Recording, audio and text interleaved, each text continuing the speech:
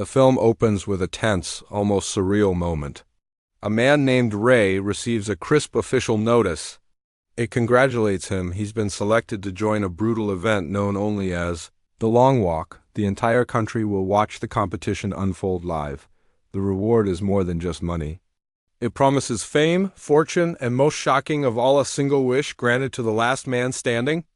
Soon after, Ray begins preparing to leave, with his worried mother by his side. As their journey begins, the grim reality of the world is slowly revealed. Years earlier, a devastating war tore the nation apart, leaving cities reduced to rubble and families struggling to survive. The Long Walk has become the only escape from misery for many, though only 50 young men are chosen each year. Ray's mother pleads with him through tears, begging him to turn back. She's terrified of losing her son. But Ray stands firm he needs to do this. When they finally reach the departure site, she hugs him tightly, refusing to let go. He promises to return to her, even though both know how slim those chances are. Ray soon meets another contestant, Peter McVries, and the two strike up an immediate friendship. They join the rest of the walkers, Hank, Baker, Stebbins, and Curly, the youngest among them. The mood is heavy as they gather. Then, the figure everyone's been waiting for appears, the architect of the event, known only as the Major. He steps forward with cold authority, calling out each contestant's name. One by one, the boys step out, receive a metal tag, and return to their positions like soldiers lining up for war. Once all 50 are accounted for, the Major delivers his chilling speech. He reminds them that the country never recovered from the war. Towns remain broken, industries weak, and people restless. But every year, the Long Walk electrifies the nation, giving citizens something to cling to. He declares that the true sickness isn't poverty, it's laziness. According to him, this deadly event is a lesson to the nation. Discipline and endurance are the keys to survival. He then lays out the rules in precise detail. Every walker must maintain a pace of at least 3 miles an hour. A first slowdown brings a warning. A second slip brings another. A third means they're in serious danger. One more mistake after that, and they are permanently removed from the competition. There is no finish line. There are no breaks. Only one survivor. When his speech ends, the Major fires his pistol into the sky. The Long Walk begins. All 50 boys start moving, flanked by military trucks loaded with armed soldiers. Ray observes the bleak, empty landscape around them. Barkovich, another contestant, explains that crowds aren't allowed this early, though locals living along the path might watch from the sidelines later. Cameras are everywhere, silently recording every step for the fascinated public. At the 7-mile mark, conversation turns to the grand prize. Baker admits he's in it purely for the money. Ray disagrees, hinting that there are things worth fighting for beyond wealth. A boy named Harkness walks nearby, scribbling in a notebook. He's documenting every name and number, explaining that if he survives, his book about the Long Walk will make him rich and famous. Peter smirks and reminds him that if he wins, he won't even need a book to be remembered. But the brutal reality of the competition arrives quickly. The youngest walker, Curly, starts stumbling, his legs cramp, his face contorts with pain. Ray grabs his arm to help him, while Peter shouts encouragement. But Curly collapses, unable to go on. After his third warning, soldiers step forward and end his life with a single cold gunshot. The moment freezes everyone in place. Ray is horrified. His steps falter, and he receives his first warning. Panic surges through him, but Peter immediately pulls him forward before it's too late. The Major's voice echoes over the speakers, cold and emotionless, announcing Curly's death and reminding the walkers that more will follow. As the miles pass, Ray grows exhausted. By the 17-mile mark, he admits he's been running on empty for hours. Peter tells him not to think about the end, just keep going, step by step. A bond begins to form between Ray, Peter, Hank, and Baker, but just as they find their rhythm, contestant number 1 collapses from heat and exhaustion. His body convulses violently. Some walkers look on in concern, but Barkovich laughs cruelly at the sight. When the boy fails to recover after his warnings, he's executed where he lies. Barkovich celebrates, calling it a win for everyone else since their odds just improved. The cruelty of his reaction disgusts the others. At 25 miles, Barkovich sets his sights on Rank. First he mocks his name, then viciously insults Rank's mother. Rank loses control and lunges at him, but he misses and crashes to the ground. The walkers scream for him to get up, but the clock runs out, shots ring out, and Rank is dead. Ray and Peter are furious, accusing Barkovich of murder. But Barkovich sneers, saying he never touched the boy, so it's not his fault. Soon after, another walker desperately slows down to relieve himself. The warnings come swiftly. He can't recover in time, and the soldiers shoot him down as he collapses in shame. Night descends, and the boys keep walking, powered only by will. Ray begins to drift, slipping into a half-dream of his mother. Peter shakes him awake, urging him to stay focused. Ray admits how much he misses her. Peter reassures him, promising he'll see her again. But fatigue sets in hard. Ray slows without realizing it and receives a second warning. Later, he stumbles again, third warning. The rule is clear. 3 warnings can only be cleared if he walks for 3 flawless hours. Peter tries to encourage him, but Ray snaps. He accuses Peter of secretly hoping he'll fail to improve his own odds. Their anger simmers as they approach a steep hill. Several contestants don't make it, they slow down and are shot instantly. Ray struggles desperately, nearly collapsing halfway. At that critical moment, Peter grabs his arm and urges him on. Ray, overcome with guilt, apologizes for what he said earlier. Peter tells him not to worry and helps him find his rhythm again. By the next day, they've walked 59 miles. Ray's body is failing, and he begs Peter to keep talking so he doesn't lose focus. Ray reveals his true motivation. It's not just survival. He believes he has a greater purpose to fulfill if he wins. At the 67-mile mark, Hank is barely standing. His legs tremble with each step. Peter checks in, but Hank only spits back insults, too exhausted to talk. Harkness is in worse shape, his ankle is twisted, and he's falling behind. He earns a warning, and Ray tries to cheer him on, but Harkness can't recover. His final warning expires, and the soldiers execute him without hesitation. Ray and Peter are crushed by his death. Barkovich, however, mocks their grief, sneering that maybe they should write a poem or a song about their fallen friend. Peter's anger explodes again. He shouts at Barkovich, calling him a murderer, and the two nearly come to blows. The relentless march finally reaches a haunting milestone, 100 miles. The major steps forward, smiling coldly as he congratulates the remaining walkers for surviving this far.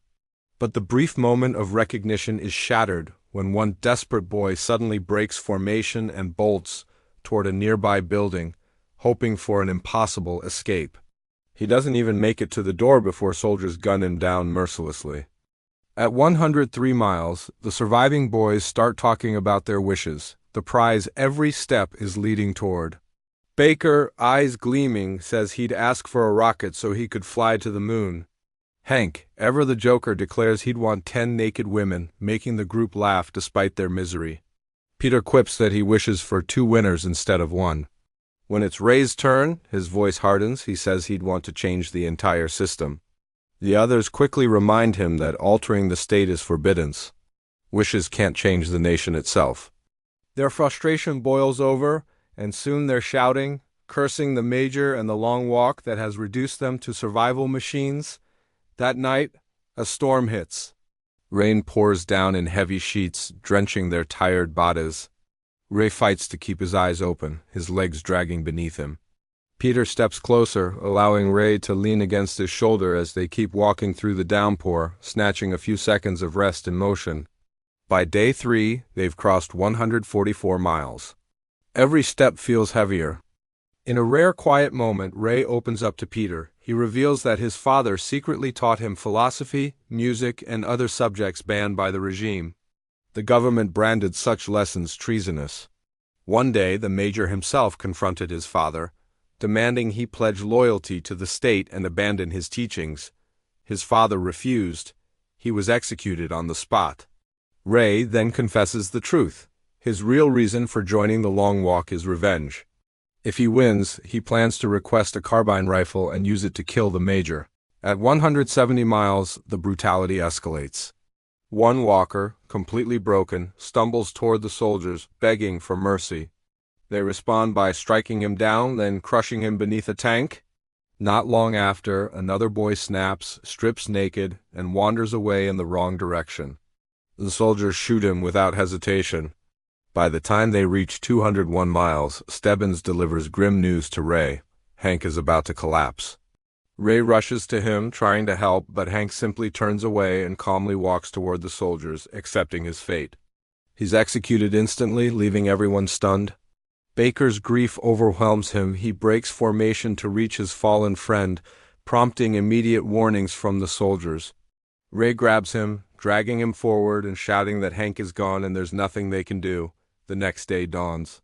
The group has surpassed 209 miles. Only Ray, Peter, Barkovich, Stebbins, Baker, and Parker remain.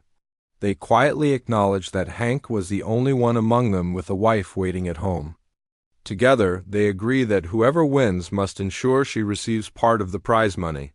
Not a single glance is thrown toward Barkovich. They don't even bother asking him. He's isolated now. Feeling the sting of exclusion, Barkovich approaches Ray. His cocky demeanor is gone. He admits he's haunted by guilt over Rank's death. His voice cracks as he apologizes and asks to rejoin the group. Ray nods, accepting him back. But moments later, Barkovich's mind unravels. He starts laughing strangely, eyes wide with something unhinged. Then, in a shocking burst, he races ahead and drives a knife into his own throat. The soldiers finish him off swiftly. The group, shaken to their core, can only keep walking as his body disappears behind them. That night, desperation turns to fragile camaraderie. The survivors sing together, not beautifully, but with heart.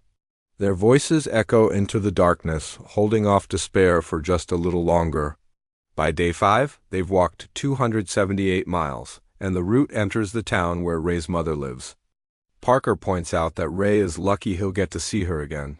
Peter shakes his head. It's not luck, he warns. It's a curse. At 286 miles, Ray's hometown comes into view. One of his boots splits open. Baker tells him to take off the other one, warning that uneven steps will drain him even faster. Ray then spots his mother in the crowd. At first, he waves, but his emotions explode. He breaks formation and runs to her, begging for a hug. Warnings come instantly, one after another. His mother sobs and pleads for him to run away before they kill him.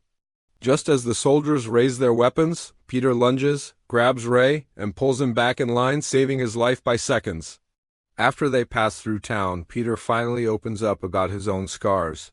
He tells Ray that his parents died in the war. Taken in by his uncle, he endured years of brutal beatings until his uncle died when Peter was just 10. He survived on the streets, fighting and stealing to live. One fight left him slashed and bleeding, but instead of blaming his attacker, he blamed himself. From that day on, he swore that no matter how dark things became, he'd search for the light. His wish, if he wins, is to use the prize money to help orphans like him. Ray is deeply moved by his story. By 306 miles, Stebbins gives a cold warning: no more helping each other. Everyone agrees, though it feels heartless. Soon after, Baker's nose starts bleeding heavily, but no one steps in. The silence is crushing. Then Parker snaps. He charges at a soldier, grabs his rifle, and shoots him dead. What follows is unthinkable. Parker turns the gun on himself, committing a final, desperate act that horrifies everyone. That night, Baker's bleeding worsens. Peter and Ray break their pact and support him, refusing to abandon their friend. Baker knows his time is short. He hands them a small locket and makes them promise to deliver it to his grandmother if they survive. He begs them not to turn around when he falls. They try to keep him walking, but his body fails. The soldiers execute him brutally as they march on with their heads down. By nightfall, they've reached 326 miles. Only Ray, Peter, and Stebbins remain. They cross a long bridge under the watchful eyes of the Major. Something inside Ray snaps. He starts hurling insults at the Major, screaming his hatred. The old man merely smirks, saying this fiery rage is exactly the kind of killer instinct he seeks in a winner. That's when Stebbins reveals his secret.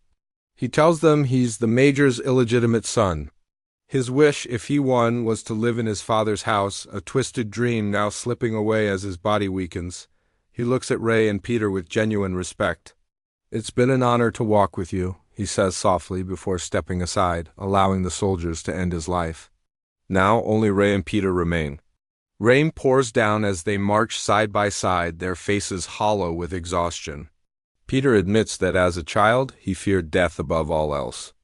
But after watching so many boys fall, he's realized death is the one certainty, and the only thing you can choose is how to meet it. At 331 miles, they reach a town where roaring crowds line the streets, desperate to witness the final moment. Peter suddenly stops. He turns to Ray and says he wants to give up, so Ray can win and return to his mother. But Ray refuses, urging him to keep walking together.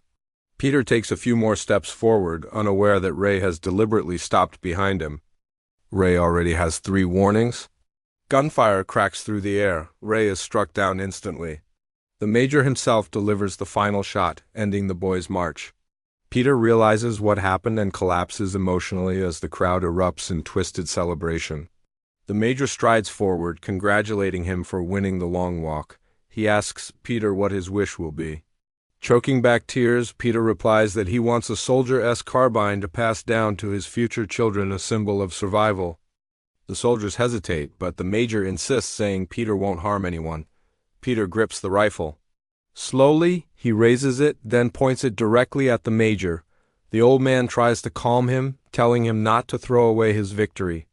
But Peter's voice breaks as he says, "This is for Ray," and pulls the trigger. The shot hits the Major squarely, killing him instantly. The film closes on a quiet, devastating note. Peter drops the rifle, his shoulders heavy, and walks alone down a rain-soaked road, the silence swallowing him.